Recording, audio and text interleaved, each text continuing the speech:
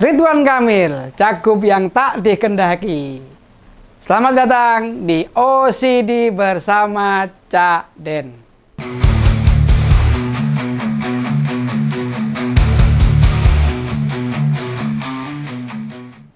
Tetap dengan udeng baru saya ini. Keren ya. Ini Ridwan Kamil ini gampang ini. Dia seakan-akan tidak dikehendaki di koalisinya sendiri. Semakin lama koalisi Kim plus plus pengusung beliau-beliau ini semakin lama semakin terbukti kalau tidak terlalu mendukung Ridwan Kamil Suswono atau Ridho ini. Semakin terbukti. Baik itu jelas maupun sumir. Langsung maupun tidak langsung. Banyak bukti yang terkait hal ini. Satu, awalnya dulu ketika penunjukan Bang Ahmad Sahroni yang dari Nasdem sebagai ketua tim sukses pemenangan. Pagi ditunjuk, malamnya ditarik lagi. Ya, itu kan udah nggak kompak namanya, nggak sinkron namanya. Ya kita nggak tahu alasannya. Tapi yang jelas, yang saya sedikit dengar atau tak kira-kira dewe, itu Bang Ahmad Sahroni ya wegah mungkin ya. Dia harus nomboi atau keluar banyak biaya untuk memenangkan calon ini. Meskipun dia orang Jakarta dan pengusaha. Pak Ahmad Sahroni kan terkenal sebagai pengusaha. Bahkan kemarin ketika Formula E itu dia kan sebagai ketua penyelenggaranya. Wegah, nombok duitnya nggak sedikit loh. Gitu-gitu itu. Nomboknya banyak, tapi hasilnya untuk orang lain. Kalau saya nih, bahasa saya nih, gak sudi, Cok. Keluarin duit banyak tapi yo untuk orang lain. Lalu diganti sama Pak Ahmad Riza yang sekarang kemarin itu sudah ditunjuk ya ditunjuk sebagai ketua pemenangan. Nah, kita nggak tahu nih. Karena Pak Ahmad Riza ini dari Gerindra kan. Mungkin dia yang berhitung bisa dipegang atau enggak. Tapi ya itu tadi, menurut saya pasangan RK Suswono atau Ridho ini masih sumir lah, masih nggak firm gitu loh, nggak bisa tune in dengan koalisinya sendiri. Karena apa ya?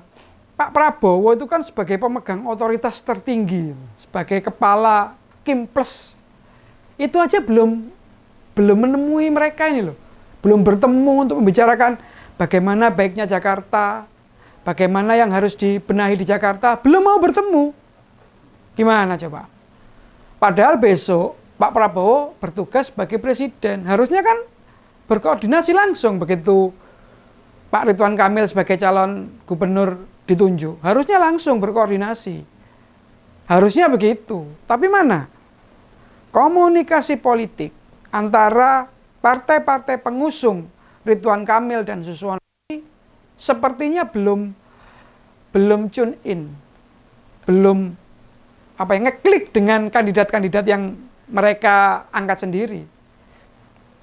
Jadi gimana nih? Apakah Kim plus plus ini tetap yakin?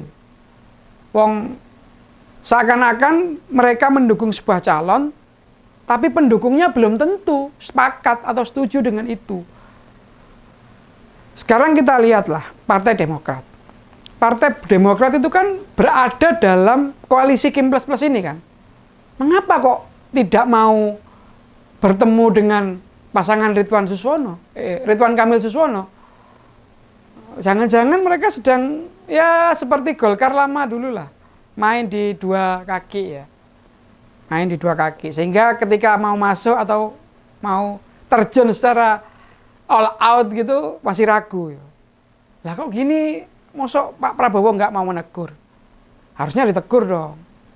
Kalau kohesinya atau ikatannya itu kuat. Kalau nggak kuat ya sendiri-sendiri mungkin. Pak Prabowo juga jenderal, Pak SBY juga jenderal. Golkar, nah kita ngomong Golkar nih. Golkar sendiri ya problem. Mereka akhirnya setengah hati juga menurut saya ya. Karena setelah nggak ada Pak Airlangga Sutarto yang waktu itu ngasih hitung-hitungan bahwa Ridwan Kamil dan sebaiknya maju di Jawa Barat dan juga didukung Pak Aceh sebagai ketua DPD Jawa Barat, waktu itu kan mendukungnya di Jawa Barat, bukan di DKI. Malah dicalonkan di DKI. Sekarang kita lihat pentingnya ya, arti pentingnya Pak SBY mau menerima atau pingin bertemu Anung dan Bang Dul daripada ketemu dengan Ridwan Kamil Suswono ini. Apa coba arti pentingnya? Seperti kita tahu kan, Pramono Anung dan Bang Dul ini nantinya setelah ketemu semua gubernur-gubernur yang pernah memimpin di Jakarta, itu akan diterima oleh Pak SBY. Nah, ini kan menarik ini. Artinya apa? Artinya bahwa posisi tawar Pak Pramono Anung dan Bang Dul sebagai calon dari PDI Perjuangan ini kan semakin kuat. Mereka menunjukkan bahwa kita menawarkan ini. Kita mohon dukungan dari semua partai, meskipun secara struktural tidak mendukung. Tapi kalau lihat kayak gini tanda-tandanya ya bisa aja tuh dibawa main dua kaki atau main yang lain. Main Nah kalau kayak gini kan akhirnya apa? Kader-kader partai lain mungkin akan melakukan hal yang sama. Pengen ketemu, pengen audiensi, pengen mendengarkan. Kira-kira seperti apa? Pinternya lagi Pak Pramono dan Bang Dul ini, mereka langsung sat-set, langsung cepet-cet datang ke pendukungnya Pak Anies. Pak Anies diajak bicara. Itu kan secara nggak langsung teman-teman simpatisan atau yang kalau kita bilang namanya anak abah ini kan, jadi punya kedekatan emosional juga dengan Mas Pram dan Bang Dul ini. Oh, ini orang ini bisa diajak bicara nih, tidak terlalu jumawa nih, misalkan. Kalau dengan Pak Ahok, ya wis pasti, menurut saya, Ahoker yang militan dan garis keras itu arahnya pasti ke Pak Pramono Anung dan Bang Dul. Lah Kim Plus ini sekarang jadi apa? Jadi cuma formalitas kan? Formalitas, papan nama, atau bahkan cuma untuk plakat-plakat judul-judul untuk mendukung Ridwan Kamil dan Suswono. Wis kurang hebat lagi, kurang militan lagi. Gitu loh. Pak SBY atau dalam kepartaiannya, dia kan sebagai ketua Dewan Penasehat ya di Demokrat. Sebetulnya menurut saya itu Partai Demokrat itu sudah nggak seneng ya atau muak ya atau dengan anasirnya Pak Jokowi itu udah nggak seneng sebetulnya. Ini dalam pandangan Cak Den loh. Oh, dikira aku yang benci, enggak. Ini cuma analisa gestur aja sebetulnya. Bahwa Demokrat itu sebenarnya udah muak ya, udah nek udah dengan ini kelakuan Pak Mulyono ini. Karena apa? Karena Pak SBY itu meletakkan juga loh dasar-dasar demokrasi yang baik loh. Sedangkan setelah masa kepemimpinannya diobrak-abrik oleh rezim Mulyono atau ya rezim Jokowi sekarang. Diobrak-abrik aturannya, etikanya, semua diobrak-abrik. Ya mangkel lah lama-lama. Padahal gini deh, dulu Ridwan Kamil itu kan sebelumnya itu bukan orang Golkar. Akhirnya masuk Golkar. Lalu sekarang ini dicalonkan di DKI. Ya mungkin batu loncatan untuk tahun 2029. Tapi jangan salah loh. Selama ini Ridwan Kamil itu kan dianggap sebagai orangnya Jokowi. Atau orangnya Mulyono. Orang terdekatnya. Sedangkan konstelasi politik sekarang sedang rame-rame meninggalkan anasir ini. Gitu loh.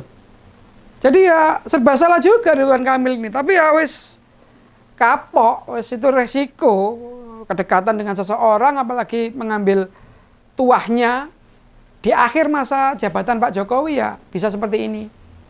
Bisa jadi blunder juga. Lagian maksud saya gini, Pak SBY itu nggak ada sejarahnya, nggak ada hubungannya dengan Jakarta. Kecuali hanya sebagai tempat tinggal ya, ketika dia menjabat sebagai presiden. Memang Mas AHY dulu sempat jadi calon gubernur ketika berkontestasi melawan Ahok dulu ya kalau nggak salah ya. Iya Ahok dan Pak Anies. Ya tetap kalah secara ketokohan. Akhirnya ya gagal kan. Sampai akhirnya terus ngemis-ngemis atau enggak ngemis tuh bahasanya, bukan ngemis. Bahasanya apa ya? Ya menerima lah daripada aji mumpungnya itu loh. Ya kan mumpung dekat. Tandanya gimana? Bahwa dulu itu Gibran itu sebelumnya itu terkesan itu merendahkan Mas AHY. Ya, pura-puranya ngefans, fans berat, saya bangga gitu. Karena memang secara ketokohan Mas AHY kan lebih keren ya, lebih ganteng, lebih gagah, lebih keren, omongnya tertawa, awang lulusan Akmil dibandingkan dengan Mas Gibran yang bakul martabak lulusan mana itu? Aduh jangan tuh pikiran kan lo ya, salah masuk penjara kan nanti. Lulusan Singapura, wah ngono loh, oke? Tapi ya itu tadi lah, masa ya orang seperti Mas Gibran harus meremehkan Mas AHY sih? Harusnya kan enggak. Nah sekarang nyatanya nggak pernah mau bertemu, apalagi posisinya sekarang sudah wakil presiden, ya susah lah untuk bertemu. Mungkin menurut saya gini loh. Menurut saya memang anasir-anasir Pak Jokowi itu sedikit demi sedikit dipatahkan ya, diamputasi, dihilangkan supaya ketika tanggal 20 Oktober besok selesai, ya sudah, orang lupa aja. Nah, bagaimana dengan Gibran? Gimana? Menurut Sobat Cak gimana? Iya betul. Ya enggak tahu kok nanya saya. Lihat aja besok. Kalau sudah begitu, gimana? Hah? Gimana? Dadah Mas Gibran gitu ya. Oke lah, ngolang lantur kemana-mana. Sekian dulu. Lain episode kita akan bahas hal yang lain. Salam Cak Cok.